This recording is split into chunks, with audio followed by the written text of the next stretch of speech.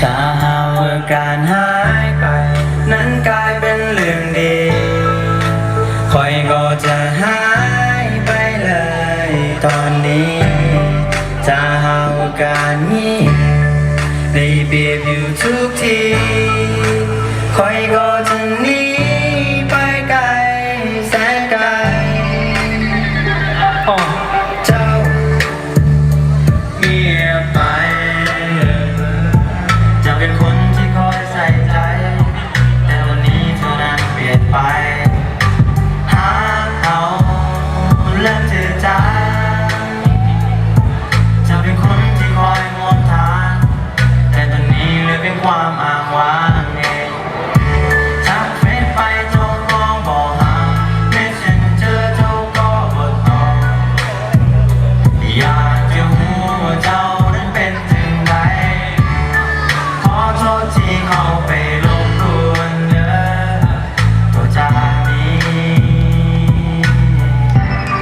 จากเมื่อการหายไป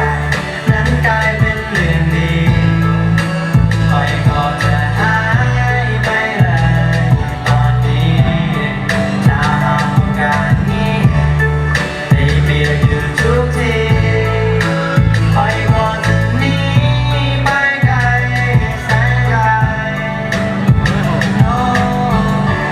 บางคนโอ้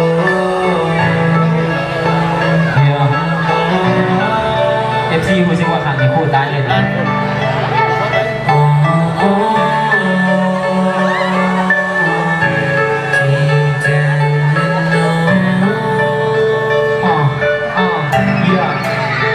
ถ้าว่าการหายนะกลายเป็นเรื่องดีเธอก็จะหายไปเลยนะคนดี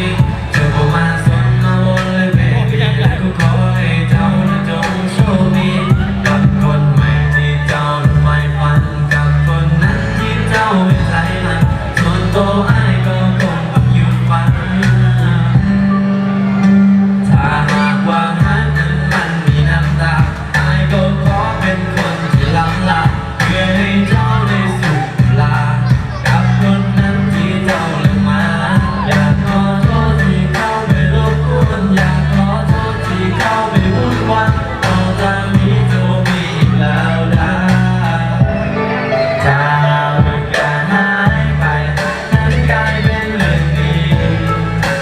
ไว้ก็จะหายไปเลยตอนนี้ถ้าเมื่อการนี้ได้เปลี่ยนอยู่ทุกทีไว้ก็จะหนีไปไกลแสนไกลถ้าเมื่อการหายไปนั้นกลายเป็นเรื่องดีไว้ก็จะหายไปเลยตอนนี้ถ้าเมื่อการนี้ได้เปลี่ยนอยู่ทุกทีไว้ก็จะหนีไปไกลแสนไกลถ้าการหายนะกลายเป็นเรื่องดีคอยก็จะหายไปเลยนะคนดีเจะบ่มาสนเอาวนเลยเบบี้และก็ขอให้เจ้านะจงโชคดี